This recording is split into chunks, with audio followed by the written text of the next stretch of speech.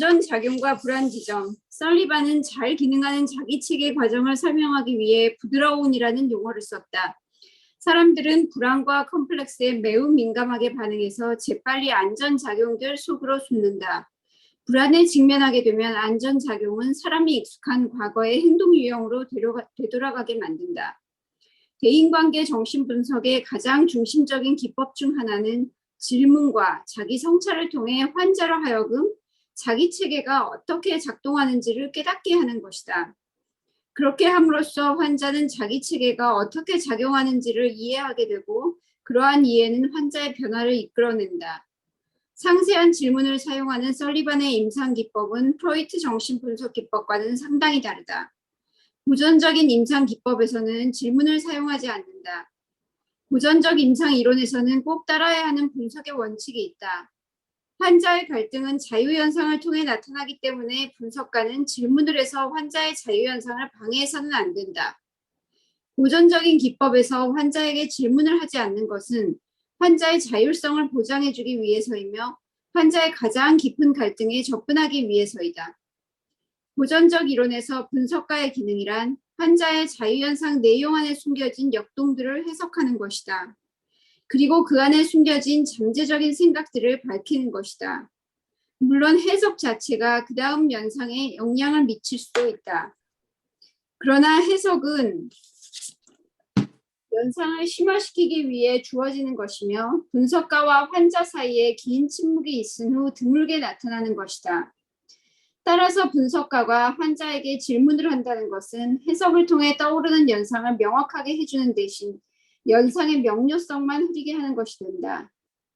프로이드에게 중요한 개념 중에 하나는 우리 내담자에게는 자유현상을 하도록 요청하고 무엇이 떠오르든 그 생각이 어떤 것이든 어떤 느낌이건 그 사회적으로 금지된 것이건 기분 나쁜 것이건 모든 떠오르는 생각을 다 표현하라고 요구하죠. 그럴 수 있기 위해서는 상담자가 evenly hovering attention을 줘야 된다. 중립적인 자세를 있어야 된다. 상담자가 간섭하지 않고 내담자의 무의식의 흐름이 드러날 수 있도록 도와줘야 된다. 의식의 흐름이라는 얘기는 우리가 많이 예술계에서 쓰는 얘기인데 뒤집어서 얘기하면 무의식의 흐름도 마찬가지겠죠. 무의식이 어떤 방향으로 표현될 수 있도록 도와주기 위해서는 외부에서 간섭이 최소화돼야 된다 하는 이런 기본적인 생각을 가지고 있는 거죠. 이게 프로이드가 얘기했던 어떤 중립성의 원칙이에요. 그래서 어떤 면에서 내담자 중심의 상담의 아주 가장 기본적인 요소죠. 내담자의 무의식에 있는 것들이 자연스럽게 드러날 수 있도록 돕는 그런 환경이 되어주는 이런 구조가 프로이드가 처음 설계했던 정신분석의 환경이죠. 정신분석에서는 내담자가 자유현상을 충분히 하도록 허용하거나 도와주고 그러기 위해서는 상담자가 자기가 개입하는 것은 이 개입이 필요한 특별한 사유가 없는 한 내담자의 이야기나 내담자의 사고가 방해받지 않도록 절제하는 이런 세팅을 구상을 한 거예요. 그런데 이런 프로이드의 기본적인 생각이 지금도 굉장히 유효한데 이게 곧대로 이걸 시행할 것이냐 아니면 여기에 또 다른 변화가 필요한 것인가 하는 것은 학파마다 상당히 다른 어프로치를 하고 있어요. 프로이드의 이 기본적인 정신분석의 기본적인 구조 자체가 틀렸다고 얘기하는 사람은 거의 없지만 그 구조에서 얻고자 하는 목적을 더 잘 얻기 위해서 프로이드가 얘기했던 엄격한 어떤 중립성만 가지고 이게 될 것인가 아니면 그에 대한 대안이 필요한가 하는 논의가 있고 어떤 대안은 아니더라도 임상적인 개입에서 조금 더 내담자의 자유현상 쪽에 더 비중을 둘 것인지 아니면 도와주는 쪽에 더 도움을 줄 것인지 하는 여러 가지 태도의 차이가 있기 때문에 사실은 여기에 대해서는 임상가마다 어느 학파에 속하느냐보다 임상가의 개인적인 개성이라고 할까요?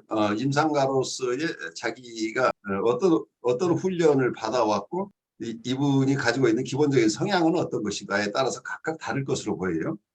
그래서 내담자도 각각 다르지만 분석가의 태도나 기법도 크게 봐서는 학파의 영향을 받지만 개개인의 개성의 영향을 받기 때문에 어느 상담자도 같은 입장에 있지 않다고 느껴져요. 그래서 각각 다른 입장에서 내담자를 본다고 우리가 할 필요가 있는데, 그렇지만 기본적인 이론적인 배경을 우리가 잘 이해하고 그 속에 자기의 개성이 맞물려 돌아가야 돼요. 자기의 개성만을 강조하다가는 정신분석 전체가 추구하고 있는 것을 놓쳐버릴 수 있기 때문에 지금 이 논의는 굉장히 중요해요. 그래서 프로이드의 클래시컬한 정신분석에서 입장에서 상담자가 가져야 될 태도와 설리반이 얘기하고 있는 혹은 인터퍼스널 사이코애널리시스 쪽에서 보는 견해가 상당히 크게 다르다. 첨예하게 다르기 때문에 이 부분에 대해서 우리가 오늘 조금 더 설리반의 얘기를 듣고 여러분 얘기를 나누는 게 좋겠어요. 그럼 설리반의 입장을 한번 들어보죠. 설리반은 임상적 상황을 그렇게 보지 않았다. 인간의 마음과 언어를 보는 설리반의 관점은 프로이트와는 매우 대조적이다. 설리반에 따르면 우리 모두는 각자 고유한 방식으로 언어를 사용한다. 말의 의미는 그것들을 처음 배웠을 때의 대인관계 맥락에서 부여된 것이다. 다른 사람들이 사용하는 말들, 특히 그것이 강렬한 감정과 개인적인 일들에 깊이 관련된 것일 때는 그 진정한 의미를 이해하는 데는 긴 시간이 걸린다. 설리반이 보기에 분석가가 환자가 사용하는 말의 의미를 안다고 전제하고 또 자기가 이해했다는 가정하에서 해석을 하는 것은 커다란 혼란을 가져온다. 그렇게 되면 의미 있는 통찰을 얻는 것도 불가능해진다. 환자가 말하는 것의 진정한 의미를 알기 위해서 분석가는 질문할 수밖에 없다. 더 나아가 환자가 놓여있는 상황을 알기 위해서는 어느 정도 질문이 필요한 것이 사실이다. 불안에서 벗어나기 위해 자기 체계는 매우 활발하게 활동한다. 때문에 환자는 자신의 가장 깊은 경험의 상세한 특징을 체계적으로 무시해버릴 수 있다. 환자가 무의식적으로 자기 자신의 경험을 무시하는 경향은 프레드의 태도에서 분명히 드러난다. 프레드는 아내에 대한 심한 불만 때문에 정신분석을 받으러 왔다. 그는 아내가 자신을 이해하지 못하기 때문에 끊임없이 싸우게 된다고 말했다. 그는 낮에는 그녀에 대해 긍정적으로 생각하고 자신의 결혼 생활을 좀 더 잘 이끌어야겠다고 결심을 하지만 저녁에 집에 돌아가면 그들은 서로 공격하게 일쑤이고 그는 곧 위축되고 만다. 대인관계 분석가는 프레드와 그의 아내 사이에 구체적으로 무슨 일이 일어났는가에 관심을 가지게 될 것이다. 지난밤 언제 싸움이 시작되었는가? 그가 그녀를 좋아한다고 말한 것은 무슨 의미인가? 프레드는 언제 아내에 대한 자신의 태도가 변한 사실을 알았는가? 프레드는 치료를 시작하는 대부분의 피분석자가 그러하듯이 자신의 정신 과정과 타인들 간의 상호작용을 관찰하는 데 미숙했다. 대인관계 분석가는 양식화된 기술적이고 상세한 질문들을 통해 프레드의 지각의 장을 확장시켜 그가 자신의 정신 과정과 상호작용에 관심을 갖게 만들 것이다. 그가 어느 날 저녁 집에 딱 막 도착했을 때 무슨 일이 일어났는가? 어떤 기분이 들었는가? 그의 아내가 어떻게 반응을 했는가? 누가 누구에게 무엇이라고 말했는가? 프레드가 그들의 상호작용에서 중요한 순간들을 집어낼 수 있을 만큼 의식적이 되는데 필요한 여러 주 동안 분석가는 계속해서 상세한 질문을 할 것이다. 싸움을 시작한 그날 저녁, 프레드와 그의 아내는 서로에 대한 사랑을 표현했다. 그녀는 애정어린 어조로 그가 낮에 한 일을 물었다. 그는 아내의 어조가 자신을 대하는 어머니의 말투와 비슷하다는 것을 알아챘다. 그는 아내에게 어머니처럼 굴지 말라고 쏘아붙였다. 그의 말에 아내는 주춤했고 곧이어 그의 가족을 비난하기 시작했다. 그리고 그 부부는 설리반이 적대적 통합이라고 부른 익숙한 상호작용을 시작했다. 어떻게 그리고 왜 이러한 전환이 일어나는가? 누군가가 그들의 대화를 비디오로 찍는다면 그가 아내를 비난하기 전 아내가 그에게 다정하게 말을 걸었을 때 그의 얼굴에 아픈 표정이 떠오르는 것을 포착했을 것이다. 그것은 상처받기 쉬운 불안의 지점을 가리킨다. 설리반은 그러한 불안이 안전작용을 작동시킨다고 생각했다. 물론 대인관계 정신분석가들이 가족의 상호작용을 담은 비디오 테이프를 사용하는 것은 아니다. 그러나 그들은 환자에게 사건의 전말을 물음으로써 또 면담 시 환자를 다루는 자신의 태도를 성찰하면서 환자의 자기체계가 어떤 것인지를 추측해 나간다. 특히 면담 시 환자를 다루는 자신의 태도. 다시 말해 역전이는 대인관계 정신분석학에서 그 중요성이 더욱 커지는 추세이다. 각자가 서로 고립되어 다른 식구들을 비난하는 가정에서 자라난 프레드는 격렬한 비난에 아주 익숙해져 있었다. 아동기와 청년기 동안 그는 자신과 싸우지 않고 자신을 이해하고 수용해줄 누군가를 찾았다. 그는 많은 여자친구들이 있었지만 그들 모두는 결국 그를 실망시켰다. 아내와의 관계도 처음에는 좋았지만 곧 삭막해지고 언쟁이 끊이지 않았다. 결국 그는 치료를 받으러 오게 되었다. 아내와 다정하게 지낼 때면 프레드는 불안해졌고 자신이 상처받기 쉽지만 보호받지 못한다고 느꼈다. 그의 가족들 사이에서 다정함이라는 것은 존재하지 않았다. 그는 다정함을 느끼고 싶어질 때면 눈치채지 못하게 재빨리 거만하고 비판적인 태도를 취했다. 그럼으로써 그는 안전하고 더 이상 상처받지 않는 위치를 확보하려고 했다. 대인관계 분석가는 세부적인 질문에 많은 시간을 할애한다. 프레드는 아무리 노력해도 아내와의 갈등 상태에서 벗어날 수 없다는 것을 깨닫고 분석을 시작했다. 질문에 대답하는 동안 차츰 프레드는 자신의 아내를 밀어내기 위해서 거만하고 비판적인 태도를 취했다는 사실을 깨닫게 되었다. 그는 자신의 감정 상태가 어떻게 전개되는지를 예민하게 지각하게 되었다. 신나는 일이 생기면 그는 곧바로 불안을 느꼈다. 불안은 그로 하여금 싸움을 시작하게 만들었고 싸움은 그를 침울하게 만들었다. 그리고 그러한 익숙한 침울함은 그에게 안정감을 주었다.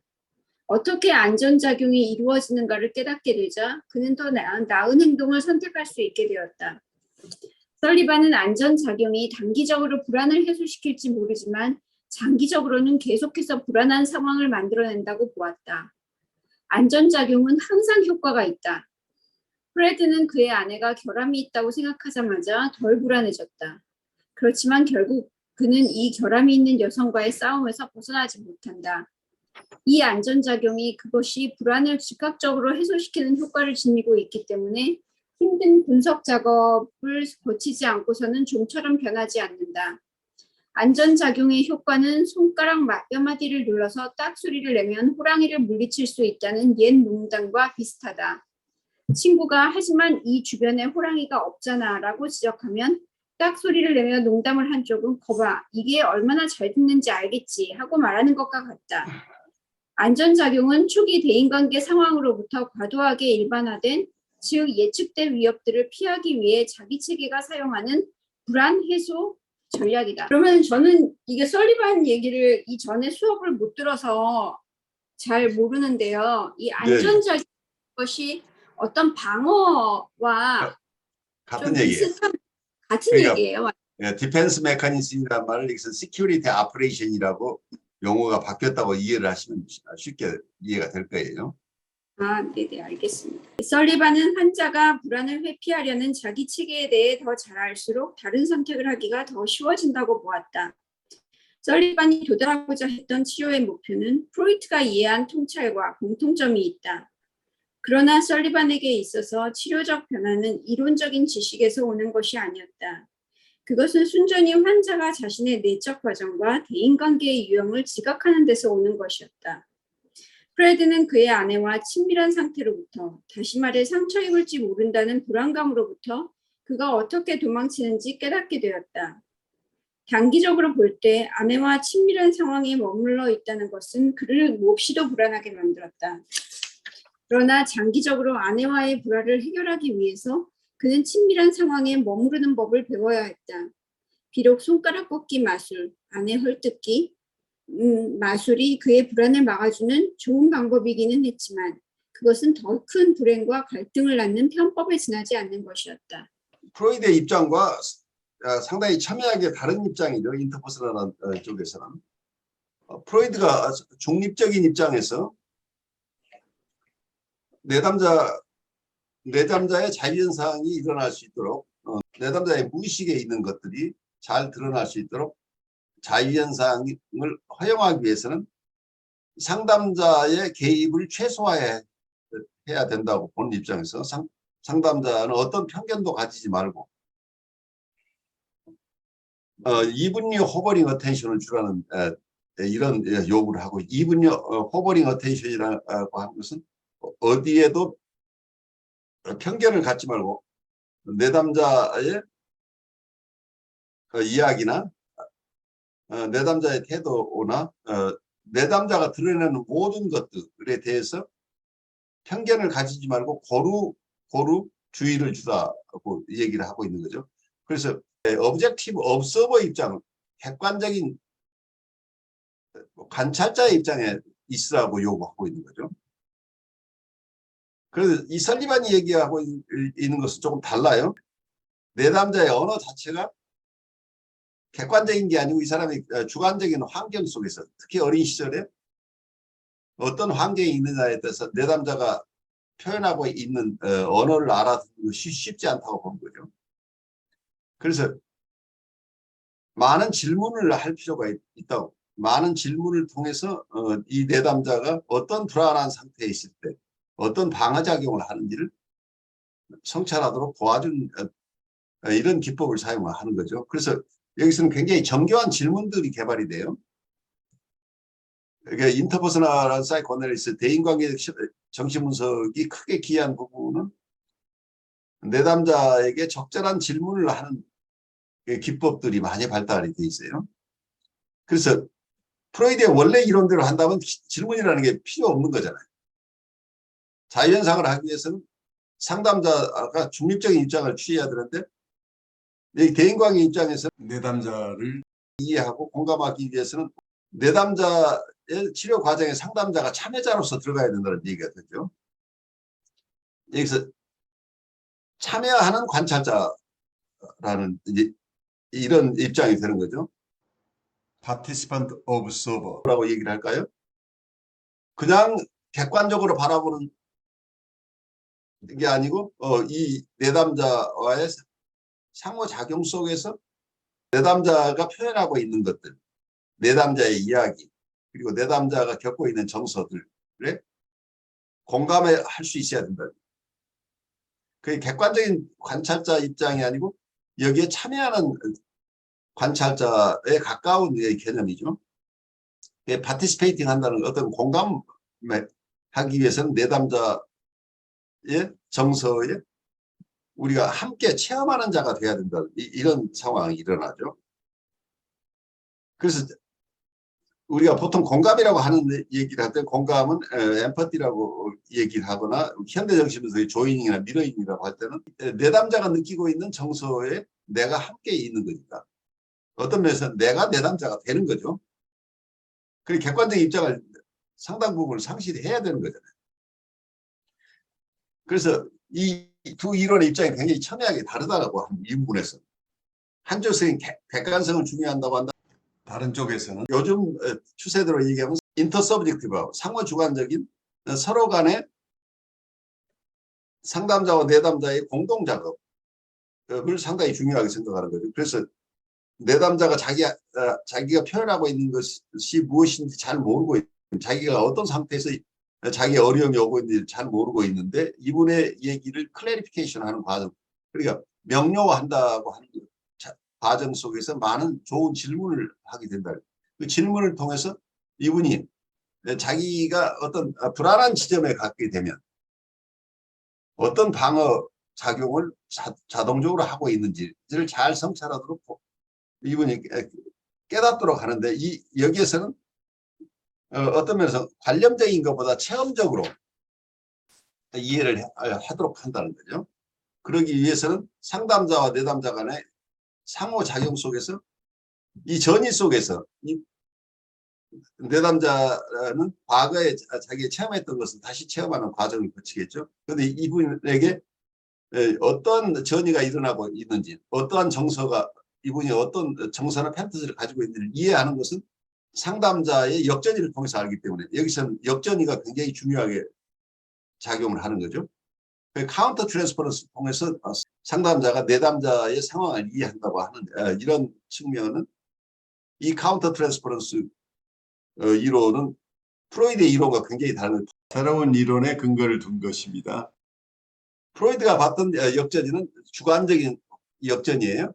그래서 상담자가 자기 스스로 해소하지 못하고 있는 상담자의 신경증적인 어떤 부분들 이것을 역전이라고 봤어요. 그런데 자기의 히스토리 속에서 자기 스스로 해결하지 못하고 있는 갈등에서 오는 정서 이것을 역전으로 봤기 때문에 주관적인 역전이는 있어서는 안 된다. 그래서 주관적인 역전이는 상담자가 분석을 통해서 역전이 부분이 상담에 영향을 미치지 않도록 자기 스스로 역전이가 없는 상태에서 상담을 할 수 있도록 준비를 해야 된다. 그래서 훈련을 더 받아야 된다는 쪽으로 보았습니다.